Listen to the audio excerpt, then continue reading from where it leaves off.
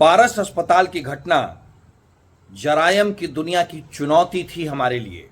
नमस्कार, आप आवाज न्यूज या एनएसएनबी इंडिया न्यूज देख रहे होंगे। मेरा नाम है विवेक और आज मैं बात करने वाला हूं एक ऐसी समस्या, एक और ऐसी व्यवस्था पे जो पूरे बिहार सरकार को कैटेगरी में घेर दिया था। पारस हॉस्पिटल का वो घटना, वो गोलीकांड जिससे पूरे बिहार सरकार पे क्वेश्चन मार्क खड़ा कर दिया था और बिहार विधानसभा चुनाव पास होने के कारण सभी विपक्षी जो पार्टियां हैं जो तैयारी करने में लगे हैं विधानसभा में, वो सरकार को इसी कैटेगरी में खड़ा कर दिया था कि क्या यही सरकार का शासन व्यवस्था है जो एक हॉस्पिटल में अपराधी जाते हैं और गोली मारकर निकल आते हैं। एक इंसान को हॉस्पिटल के अंदर 32 गोलियां दागी जाती है और प्रशासन तब तक सोए रहती है। किस प्रकार से षड्यंत्र रचाया, किस प्रकार से अपराधी पटना में घूम रहे हैं, कब किसको गोली मार दी जाए, कब कौन मर जाए, कब कौन से व्यवसायी को कब गोली लग जाए, कब रोड पे चलते हुए गोली से खाकर मर जाए, कौन हॉस्पिटल में भर्ती हुआ है उसको गोली आकर कोई मार दे वो मर जाए, इसका कोई जवाब नहीं था अब तक सरकार पे।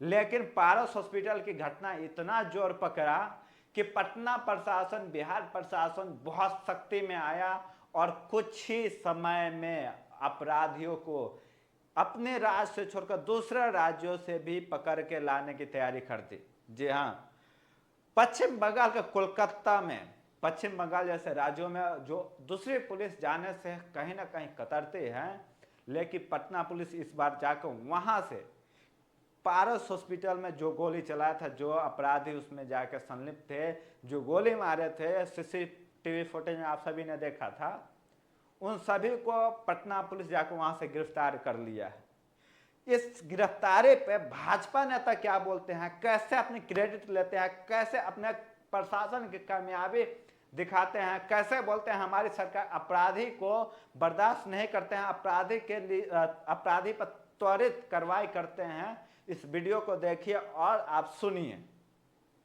पारस अस्पताल की घटना जरायम की दुनिया की चुनौती थी हमारे लिए, हमारे सुशासन के लिए, हमारी पुलिस प्रशासन के लिए। हमने वो चुनौती स्वीकार की। बीमारी पकड़ में आ गई है, अब उसका पूरा इलाज होगा जड़ से। ये वही सरकार है और ये वही सरकार की पुलिस है जिसने बिहार को उस जंगल राज से मुक्ति दिलाई। निश्चिंत रहें, हमारा शासन और प्रशासन जग रहा है कि आप चैन की नींद सोएं। बिहार में अगर किसी ने क्राइम कर दिया तो आप पक्का मान के चलें, उसकी जिंदगी की उल्टी गिनती शुरू हो गई। बाकी की जिंदगी उसकी जेल में या फिर जिंदगी खत्म। आप सभी ने इस वीडियो को देखा, सुना से किस प्रकार भाजपा के नेता अपने क्रेडिट को गिनाए जा रहे हैं कि हमारी जो सरकार है, हमारी सरकार में अपराधियों का कोई जगह नहीं है। हमारी सरकार में हमारी जो प्रशासन है अपराधियों पे लगाम कसती है, अपराधियों को पकड़ती है। पिछले 20 सालों में और पिछले सालों से अगर उठा ले पिछले 1 सालों में, तो पटना जैसे राजधानी और पटना शहर में पटना पुलिस के नाक के नीचे से कितने सारी वारदातें हुई है, किसी से छुपा नहीं है। लेकिन जब चुनाव आया तो एक घटना को यहाँ की प्रशासन दूसरे जगह से आगे पकड़ के लाकर उसको सजा दे रही है। लेकिन सवाल यह है कि पटना में कौन सुरक्षित है, किसकी जान कब चले जाए, कब चले जाएगी, किसको पता है। आप व्यवसायी हैं तो आपको डर लग रहा होगा कि कोई आके मुझे गोली ना मार दे, कोई फिरौती ना मांग ले। कितने घटनाएं पटना में घटा और कितना पटना से बाहर घटा, कितने अन्य जिलों में हुआ। लेकिन सरकार की नजर में एक ही अपराधी सामने आया, पारस हॉस्पिटल का। पारस हॉस्पिटल का मामला इसलिए भी सामने आया क्योंकि सामने चुनाव है, सभी विपक्षी पार्टी क्वेश्चन उठा दिया से हाँ बिहार की प्रशासन किस प्रकार काम कर रही है, बिहार की शासन व्यवस्था कैसे दुरुस्त है। नीतीश कुमार जी एक तरफ गिनाते हैं कि हम सुशासन की सरकार है, हमारी प्रशासनिक व्यवस्था बहुत मजबूत तरीके से है, अच्छी व्यवस्थाएं बनाती है, लेकिन सवाल पटना के लोगों का है। क्या पटना के लोग सुरक्षित हैं? क्या हम इस कमरे में बैठे हैं, कब हमें आके कोई गोली मार दे, क्या पटना पुलिस या बिहार पुलिस इसके जवाबदेही रहेगी?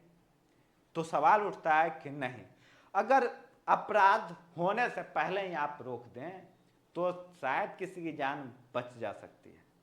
पारस हॉस्पिटल में सोचिए, इतने बड़े हाईटेक हॉस्पिटल में सुबह के 7 बजे कुछ अपराधी जाते हैं और उसमें भर्ती हुए व्यक्ति को गोली मार देते हैं। वो भी कितनी बार? 32 बार, 32 राउंड फायर करते हैं और वहां से बड़ी आराम से निकल जाते हैं।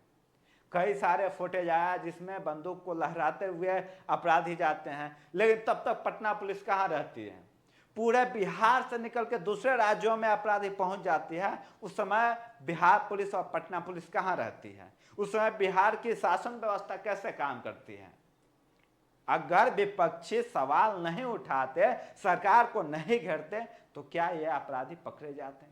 जो भाजपा नेता क्रेडिट लेने के होड़ में लगे हुए हैं, से हमारे प्रशासनिक व्यवस्था इस प्रकार के काम की देखिए, त्वरित कार्रवाई करते हुए अपराधी को पकड़ लाए। क्या जो इंसान मर गया, जिसके बेटे मर गए, जो हॉस्पिटल पे क्वेश्चन मार्क लग गया, जिससे पूरे पटना के लोगों के मन में डर हो गया, क्या वो आप दूर कर पाएंगे? जो भाजपा नेता बोल रहे हैं, क्या वो अपनी गारंटी ले सकते हैं कि वो कब तक जिंदा है, कब कौन आके उन पे गोली मार दे, गोली चला दे? सवाल हर वो पटना के लोग पूछ रहे हैं जो पटना में रहते हैं, व्यवसाय करते हैं या कहीं नौकरी करते हैं या अपने आजीविका का यहाँ कुछ करते हैं या रहते हैं। सभी लोगों के मन में यही डर है कि क्या पटना हमारे लिए सेफ है? बिहार की राजधानी, जहाँ पे शासन व्यवस्था बहुत मजबूत रहनी चाहिए, जहाँ पे सभी बिहार के राज्य मंत्री रहते हैं, सभी विधायक रहते हैं, सभी एमएलसी रहते हैं, क्या वहाँ पे इस प्रकार की घटना जब हो सकती है तो हम कहाँ सेफ हैं? इन सभी चीज़ों को आप सोचिए और सवाल करिए अपने मन से, अपनी सरकार से, क्या आप सुरक्षित हैं? क्या आपके आसपास जो लोग दिख रहे हैं वो अपराधी हैं या नहीं? प्रशासन क्या इसकी जानकारी रखी है? क्या प्रशासन आपकी सुरक्षा की चिंता कर रही है या नहीं? सवाल करिए और जवाब आप खुद से ढूंढिए और जवाब अपनी सरकार से भी मांगिए। बाकी हमारा ये प्रयास आपको कैसा लगा कमेंट माध्यम से बताइए और आसपास लोगों को जरूर शेयर कीजिए। बहुत बहुत शुक्रिया।